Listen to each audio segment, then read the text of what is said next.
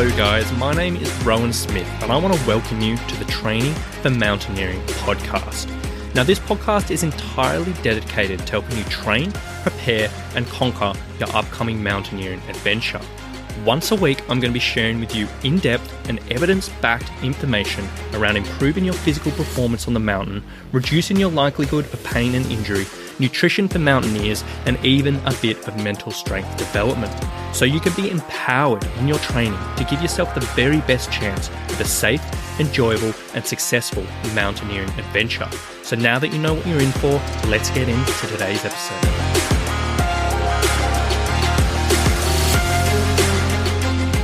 Hello guys, today we are talking through rules for interval training for mountaineers.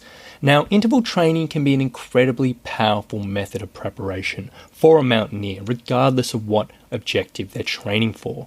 And whether it's long, short, or sprint intervals, there are dozens of legitimate methods of interval training a mountaineer can incorporate to increase their performance on the mountain substantially. But no matter what type of interval training you're using, there really are a few fundamental rules a mountaineer should follow to get the best benefits. And today we're not going to be diving into the specific interval protocols and the specific interval workouts, but we're just going to be talking through these fundamental rules which you can apply to any type of interval training you're doing to get the most out of them and to help you best on the mountain. And today we're just going to roll through about 4 of them and dive into detail around exactly what you want to be looking at. Now, number 1, and the most important rule you need to have with your interval training is have a progression plan. Now, I always say progression is the key to your training program, whether it's your strength training, whether it's your long duration cardio, whether it's your core training or your interval training, you need to have a progression in place. And this really is the single biggest mistake I see from mountaineers with their interval training. Now, in all honesty, when it comes down to it, if you don't have a progression plan and you're not progressing over time, you're just wasting your time. You'll get better for a few weeks and then there'll come to a point where you stagnate and you're still working hard, but you're just not going to be getting fitter or stronger or more resilient, and you truly are wasting your time. It is that important. Now, as with any type of training, the body really does get used to a certain stimulus very quickly. So to keep it adapting and keep it moving forward with your fitness, you need to give it new challenge regularly. Now, when it comes to interval training, a progression doesn't have to be too complicated. Now, it simply could involve adding an extra repetition of intervals each week. So one week you do 6, the next week you do 7, the next week you do 8. Literally as simple as that. It might involve adding some extra load each week. So if you're doing loaded pack intervals, you might add a bit of extra weight in your pack. If you're doing on the stepper or on the stationary cycle, you might add a bit of extra resistance there. You might just find any other place to add some extra resistance to those particular intervals you're doing.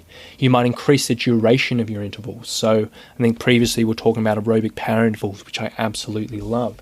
And one of my progression plans there is we do 3 weeks at 2 minutes 30, 3 weeks at 3 minutes, 3 minutes at 3 minutes 30. And that's simply progressing. You might increase the speed of your intervals. So if you are tracking your speed or your power output or your distance, say you're on a stationary pike, say you're on an elliptical or a step machine, or say you're on a running track, you can sort of track what speed you're doing and just make sure you're a little bit further each time or each week you do it.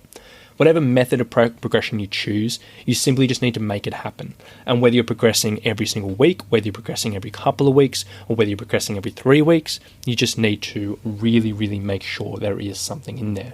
And obviously you can do a combination of those. It doesn't have to be one only, but you need to be making sure you're moving forward. And if you're just going into a session and just trying to go hard every single session, and that's your measure of progression, that you're just going harder and harder and harder, and you're not tracking anything, I would argue over the long term that's not a good approach. So please have a progression planned, have it written down, have it in your head, know what you're doing.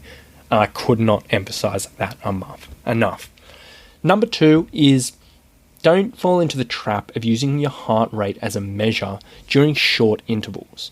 Now, for most type of interval training, heart rate monitoring isn't really going to be an incredibly effective method of monitoring intensity. Now, this is for a couple of reasons. Like, number 1, heart rate will always have a delay when you're doing high intensity exercise. Meaning, if you start from a really casual pace and you go to 100% intensity and you do that for 30 seconds or so, your heart rate isn't immediately going to go up to 100%.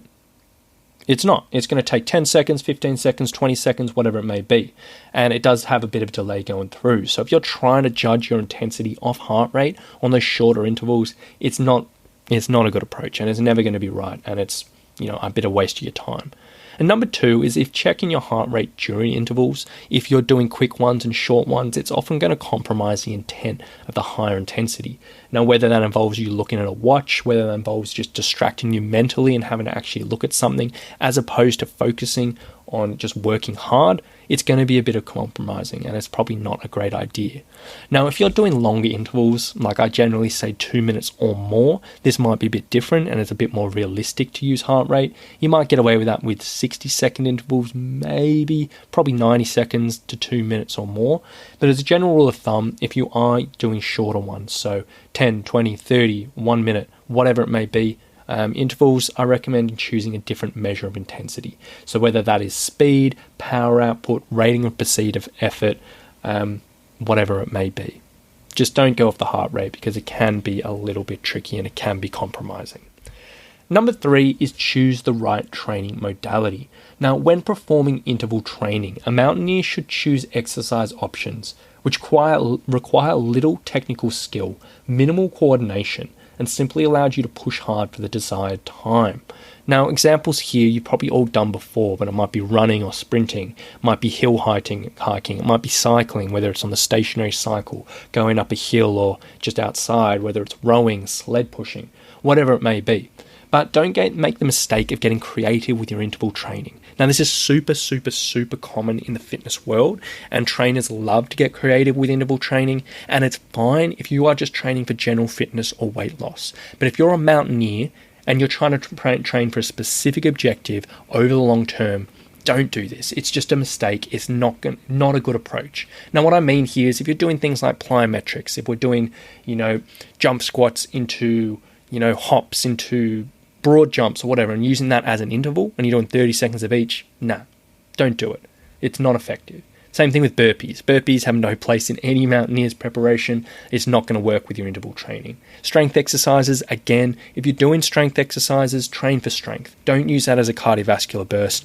Don't use, powerlifting or Olympic lifting in the same situation. The only thing that, I would argue that you might be able to get away with is kettlebell swings in regards to all of that. But again, you're probably going to get better results if you're just pushing hard on some type of cardio exercise. Generally, I wouldn't say mix your intervals with anything like that. Now, this stuff can be fun, there's no doubt about it, and it will definitely make you feel like you're tired, but it's sort of the argument the same with CrossFit. Like, it is CrossFit, basically. It'll be fun, it'll get you tired, but it's not going to be super effective. It'll get you to a point, but then it will limit you. So if you are doing your interval training, please, please, please don't try to get creative. Don't chase fun, chase effective. You can have plenty of fun going hard on a bike and seeing the progression as opposed to throwing around a million different weights. And I won't keep on going on about that because I could probably rant for another 15 minutes. So please don't do that. Number 4, you don't have to kill yourself. So what I mean by that is interval training does want to be tough and it does want to be higher intensity, but it doesn't have to be 100% intensity all the time. Now, if you're doing sprint training, which is literally sprint interval training, you're doing sprints every single time, yes, that's where you have to really, really push yourself. But not all interval training is sprint training.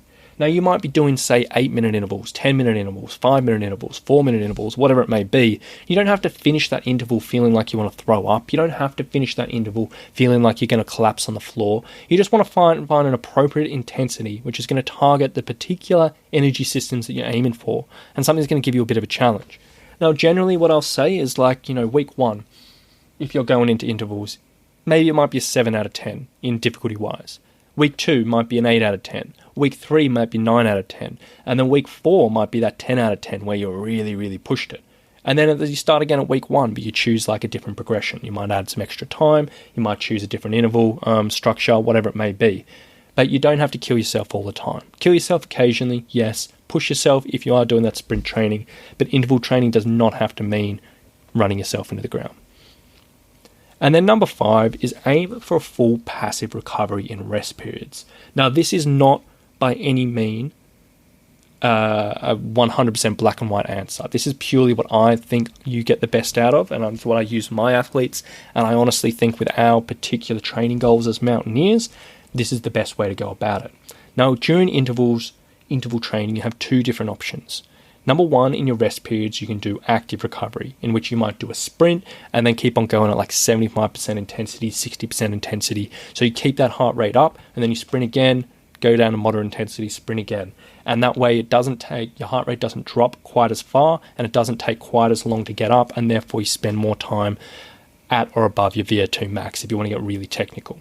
However, the other approach is if you do passive recovery in your rest periods. So just have a complete rest. You might just do a sprint and then walk really casually. You might do a sprint and then have a stretch. You might do a sprint and focus on your breathing. In my opinion, that is a much better way of going about it. Number 1, it helps you work at your higher intensity during those intervals. So as opposed to you only recovering 3/4, you can really, really recover properly and push yourself. And then number 2, and I think you can get some pretty good work done in those rest periods if you're focusing on, you might do a core exercise, you might do a stretching exercise, you might be focusing on abdominal breathing. And I think these rest periods are really, really valuable to fit in some little small things that you might often neglect in your training. So personally, I always recommend a full passive recovery in your rest periods as opposed to chasing active recovery. So those are 5 rules for interval training to apply into your workouts. Now, whether you're doing super short intervals like 8-10 seconds, whether you're doing 30-30s, whether you're doing aerobic power intervals, whether you're doing 5-minute intervals or 30-minute intervals, whatever it may be, those 5 rules can pretty much play into all of them. And if you apply them, you'll really be well on your way to getting the most out of this method of training and best helping your performance on the mountain. Now, if you don't apply these, yes, you will still see some benefits, but if you're listening to this podcast, you're probably looking at optimizing your performance, and I highly recommend you get around that. Now, if you were preparing for a mountaineer adventure and you did need help applying specific and structured interval training into your program, it might be worthwhile checking out the Online Summit program. Now, the Online Summit program is my online personal training service for mountaineers, and here you can get clear and proven structure to your training so you can eliminate all the doubt, all the confusion, all the frustration which often comes from creating your own training program. And you can make sure you're doing the right things from a specialist in the area to help you towards a safe, enjoyable and successful mountaineering adventure. Now, if you were interested in learning a little bit more about the Online Summit program and all that it includes, you can go to www.summitstrength.com.au/online-mountaineer. That's summitstrength.com.au/online-mountaineer. You can find all the details there, and if you're interested, you can book in a call to have a chat through it all. So thank you so much for listening today, guys. I really do hope you got a bit of insight around your interval training here, and hopefully you can take these rules, apply it into your own training, and get the most out of this fantastic method of training for mountaineers. So thank you so much for listening, and we'll talk to you soon. Bye.